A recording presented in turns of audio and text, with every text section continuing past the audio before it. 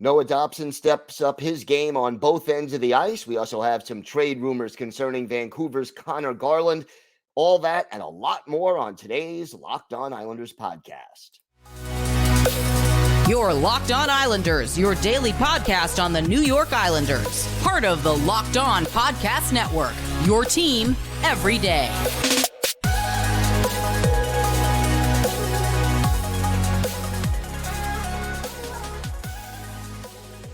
And welcome, everybody, to the Thursday edition of the Locked On Islanders podcast, part of the Locked On Podcast Network, your team every day. I want to thank everyone who makes Locked On Islanders your first listen every day. Don't forget to subscribe on YouTube or wherever you get your podcasts so you can get new episodes as soon as they drop. And you could also now find us on SiriusXM on the SXM app. Just do a search for Locked On Islanders. This episode is brought to you by FanDuel Sportsbook, official sportsbook of Locked On. Make every moment more. Right now, new customers can bet $5 and get $200 in bonus bets guaranteed. Visit FanDuel.com/LockedOn to get started. Lots to discuss on today's show. But first, if there's something Islanders related on your mind, if you have a question, a comment, maybe a topic you'd like us to discuss on a future episode, feel free to email us at lockedonislanders@gmail.com. And if you leave your first name and where you're from, we're happy to mention you on the show when we discuss whatever it is that's on your mind. You could also follow the show on Twitter at Locked On Isles, and you could follow me, Gil Martin, on Twitter at Ice Wars, NYRVSNYI. We'll keep you up to date on all things Islanders all season long. And I am also live tweeting during nearly every Islanders home and road game. So join me for some instant insight and analysis. And it's always great to talk Isles hockey, game time or anytime. Well, lots to talk about on today's show, but I want to start off talking about Noah Dobson. And look, everydayers, you know, I have been critical of Noah Dobson, not just during the offseason, but really for large chunks of last season as well, mostly because of his shaky play in his own end of the ice. And we've seen Dobber struggle at times to clear the zone and to make the right outlet pass and, also to quarterback the power play. He struggled at times at that as well. And, during the offseason, General Manager Lou Lamoriello was very actively defending Dobson, saying, remember, he's still only 23 years old. It's going to come. We are very confident in his future, et cetera, et cetera. And look, we always try to be even-handed here on the Locked On Islanders podcast. If somebody is struggling, we're going to say they're struggling and point out why. But if somebody does well, we also want to point out that they did well and what they did to change things around. Well, in the win on Tuesday over the Arizona Coyotes, Noah Dobson really stepped up and did a great job, not only 5-on-5 in his own zone, but with Scott Mayfield out of the lineup because of an injury. It was Dobson that stepped up and helped kill penalties, and the Islanders' penalty kill was perfect. And as a team, the Islanders only allowed 14 shots on goal in the entire game against Arizona. And the result was a 1-0 shutout win with Ilya Sorokin getting the shutout. Now, here's what Lane Lambert had to say about the defensive effort made by Noah Dobson against Arizona. He's a smart player.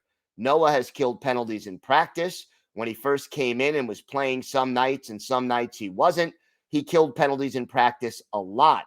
This is a guy who's a very smart player, and he understands the nature of the penalty kill and where to be, so he has good reads on that. And, in this game, Dobson not only did well on the PK, but when he had to handle the puck 5-on-5 and get the puck out of his own zone, we saw him play at a high level. And look, he struggled again in the season opener when the Islanders ended up beating Buffalo. In that game, he had, mistakes that led directly to both of the two Sabres goals that were scored against the Islanders. So to see him turn around and make an improvement, that was a very, very big deal and a very good sign for the Islanders. And, it wasn't only Dobson. All six defensive players played well. But, in addition to Dobson, let's give credit to Sebastian Aho.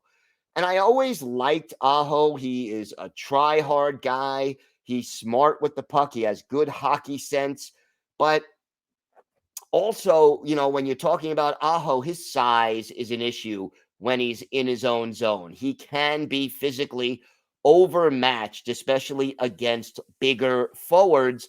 And, that's not something that's easy to fix. I mean, yeah, you could be smart with your stick and play the angles right. But if you go into the corner or behind the net and you're in a one-on-one battle with a forward who is 4, 5, 6 inches bigger, 20, 25 pounds heavier than you, it is a tough battle to win. Well, Aho really did a solid job for the Islanders in the game against Arizona, and it showed really on the scoreboard. The way he handled things was very encouraging. And you look at the box score and you look at the numbers as to what Aho was able to do.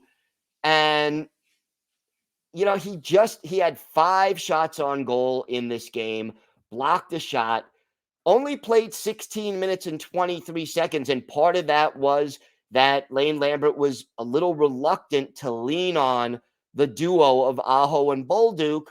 But overall, when the puck was in the Islanders zone, at no point did you sit there and say, yeah, Sebastian Aho, he made a critical mistake and the turnover resulted in a quality scoring opportunity for the Arizona Coyotes. So seeing guys like Noah Dobson and Sebastian Aho, and as everydayers can remember, Samuel Bolduc, who was efficient and smart, but certainly not spectacular. But these guys are getting the job done. And if the Islanders are going to be a more consistent team, if they're going to correct some of the things that plagued them last year and caused them to struggle, they're going to need guys like Dobson and Aho to be better and smarter in their own zone. And when an injury strikes and a guy like Samuel Bolduc is inserted into the lineup, they're going to need him to be, again, not spectacular, but certainly efficient and smart and keep it simple. And that's exactly what Bolduc did. So while you have your Ryan Polacks and your Adam Pelliks and your Alexander Romanovs, sort of the 3 defensive bedrocks defensively, and when he's healthy, Scott Mayfield can sometimes be included in that group, but to get solid defensive performances from your quote-unquote other defensemen, that is the kind of thing you need to get a 1-0 shutout win or a 2-1 win. And let's face it, because the Islanders are not a team with a lot of offensive firepower, they're going to need those 3-2, 2-1, 1-0 kind of wins over the course of this season if they hope to be successful. So, yeah, we're critical of our guys when they make mistakes, but we got to praise them when they do well. And Noah Dobson, Sebastian Aho, Samuel Bolduc, they earned the praise they're getting right now with a strong performance against Arizona on Tuesday night. Now, the key is to keep that up, not just to do it once in a while, but to do it consistently.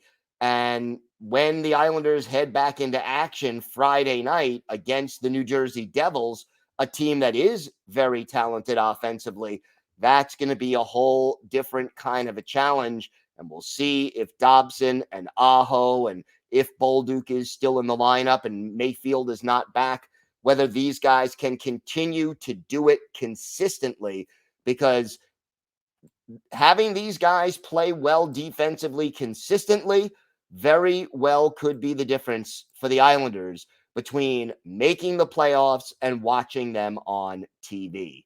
All right, we have got more to get to on today's show. Some rumors going around that the Islanders may have inquired about the availability of Vancouver's Conor Garland. We'll talk a little bit about what Garland could add and what the impediments would be to getting him. We've got that and a whole lot more still to come on today's Locked On Islanders podcast. Today's episode is brought to you by FanDuel. Snap into action this NFL season with FanDuel, America's #1 sportsbook. Right now, new customers get $200 in bonus bets guaranteed when you place a $5 bet. That's $200 in bonus bets, whether your first bet wins or loses. So if you've been thinking about joining FanDuel, there's no better time to get into the action. The app is so easy to use, and there's a wide range of betting options, including spreads, player props, over-unders, and more. And look, there's a lot to bet on right now. You've got the NFL, college football, baseball playoffs, and of course, you can use your knowledge of the Islanders on FanDuel as well. So visit FanDuel.com/lockedon and kick off the NFL season. FanDuel, official partner of the National Football League. So some rumors going around, and the Hockey News was the first to report on this. But right now, the Vancouver Canucks apparently looking at moving on from Conor Garland, and apparently there was some interest from the New York Islanders. And Garland, who the Canucks got back before the 2021-2022 season from Arizona, basically requested a trade before this season started. He has 2 years left on his current contract, and his cap hit is just a hair under $5 million. It's at $4.95 million per year. And basically, the Canucks have given permission for other teams to speak to Garland, who just changed agents, so he's got a new guy, and, see if they can work out a deal that would be satisfactory both to Garland and the Canucks. And look, Garland hasn't seen a lot of ice time. Basically, he played less than 10 minutes in each of the first 2 games for Vancouver, but he is the kind of guy who the Islanders might be interested in. And according to Kevin Weeks, who is a reliable NHL insider, he said yesterday that the Canucks may be willing to retain up to 30% of that $4.95 million deal in cap hit. So the cap hit could go down to 3.4, almost $3.5 million if that report from Weeks is true. Would Garland be a good fit for the New York Islanders? Well, you look at his numbers over his career, not a big guy, 5'10", 165 pounds, but 27 years old, won't turn 28 until March, and is the kind of guy who will play the Islanders' style, but could also provide a little offense. Scored 22 goals back in 2019, 2020. Also had 52 points in 2021, 2022 in 77 games, 19 goals, 33 assists that year, and a plus 18 playing for the Canucks. So clearly, here's a guy who isn't afraid to shoot the puck a little bit and has a good vision and good passing. And his passing in particular has been good on the power play, which is something that could help the Islanders. Last season, he had 10 power play assists while scoring only 2 power play goals. But again, to get someone who might be able to help distribute the puck a little better and move the puck a little better, which is something we did see more of from the Islanders against Arizona, that could be something that could help this team. He is also a guy who just, would make this team a little faster and a little younger. And certainly, again, as everydayers know, that is something we've been looking for this team to do. But here is the issue. The Islanders only have a little more than $500,000 in available cap space as of right now. And clearly, they could send Simon Holmstrom down to the minors. He doesn't have to clear waivers. You send Holmstrom to Bridgeport, you free up another $863,000 in change, but you still would need a little more than $2 million more in cap space to be cleared in order to make this deal and make it fit under the salary cap for the New York Islanders. So what do we need in order to make it click? Well, the Islanders would probably have to get a third team involved, or they would have to send a player to Vancouver that would make up the $2 million plus in cap space. And look, there are a lot of candidates depending on what the Canucks might be looking for. But overall, you would get a guy like Garland. He would add some speed to the lineup. He probably would fit in best on the third line, which would give you speed on the third line with Garland. You have speed on the second line with Kyle Palmieri and Pierre Engvall. And the top line would then have the speedy Matthew Barzal. So you would have a little speed. And then if you plug Julien Gauthier into the lineup as well, you would have another player out there who, among the forwards, would give the Islanders some more speed. Perhaps this deal, however, isn't necessary if Gauthier steps into the lineup at some point and makes his presence felt. Does adding Garland really change the equation that much? I don't know that it does. And whether, if you already have Julien Gauthier, is Garland fairly similar? I think he is. And considering the cap situation, I don't think it makes a lot of sense. The Islanders definitely should not be parting with another first-round draft pick. And, again, to me, does Garland move the needle that much? Not really. And if you put Garland onto the third line with Pajot and Fasching, then you have to move Anders Lee back to the first line. And I really don't want to see, again, Anders Lee and Bo Horvat. Their styles are too similar. I don't think it makes sense to move Lee back to the first line with Horvat. So I wouldn't be in favor of this deal unless it comes dirt cheap, or if the Islanders are able to trade away maybe a player on an expiring contract who could, a veteran who they could afford to get rid of and free up a little cap space. But to me, you've already got Julien Gauthier. I'm not enamored with the idea of adding Conor Garland as well, especially if you have to give up things and take up a lot of cap space in order to accomplish that. So the rumor is out there. I'm just not in favor of it right now, but we will see what, if anything, comes of it. All right, we have got more to get to on today's show. I want to talk a little bit about an announcement made about the Islanders radio broadcast team, something that I kind of am disappointed to hear. And we've got our Islanders birthday of the day. A defenseman who was with the Islanders for their first season of existence and a little bit in their second season. Let's see if you can guess who that is. We've got all that and more coming up on today's Locked On Islanders podcast. Today's episode is brought to you by Jase Medical. There's a lot of uncertainty in the world today, and it's important to be prepared. You've got unrest in the Middle East, fires in Hawaii, hurricanes and tornadoes in Florida, earthquakes, and more.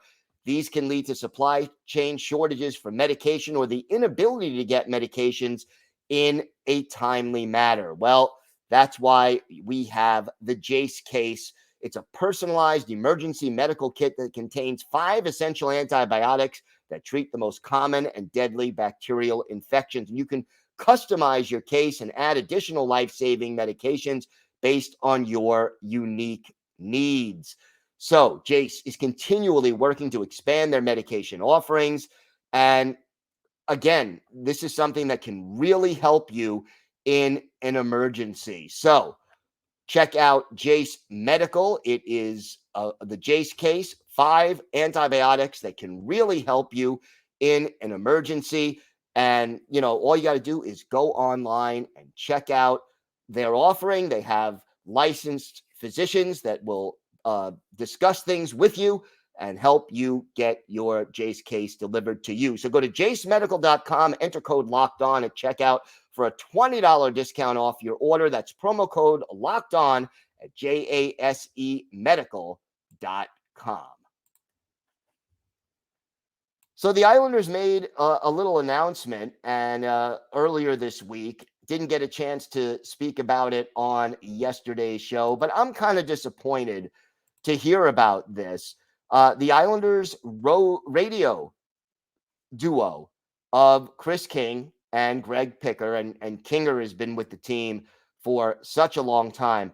They will not be traveling on the road. They will be doing their road games basically from a studio here in the New York area. The only road games they will be attending in person would be against the New York Rangers, the New Jersey Devils, and the Philadelphia Flyers. So starting Saturday's first road game of the year, where the Islanders travel to Buffalo, they will be doing the game remotely. And I understand the Islanders trying to cut costs. That is something that a lot of companies are trying to do in this day and age, but not being in the arena, not to feel the intensity of the crowd, not to be able to see anything beyond just what the television camera is showing. I mean, when you're in the press box, when you're in the radio booth and you're at the arena,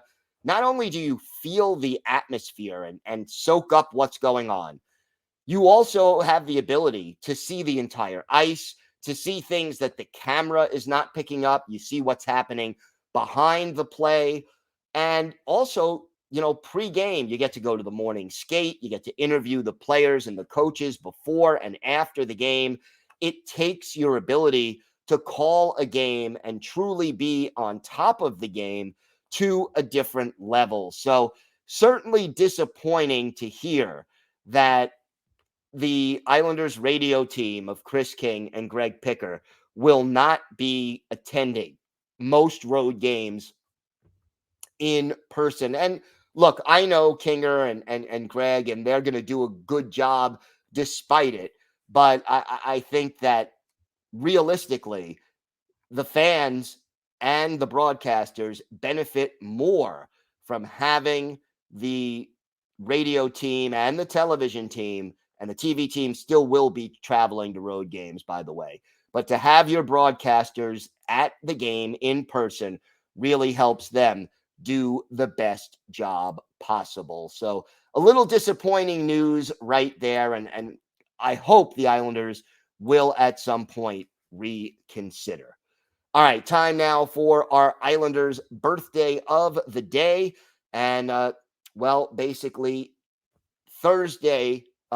Wednesday would have been the 75th birthday of former Islanders defenseman Brian Lefley, the Grosse Island, Manitoba native, not drafted, but made his NHL debut with the Islanders in their very first season, played 63 games for them, 3 goals, 10 points, 56 penalty minutes, and was a minus 39 in those 63 games. But I think everyone on that initial Islanders team was heavily into the plus minus, because the team only won 12 out of 78 games.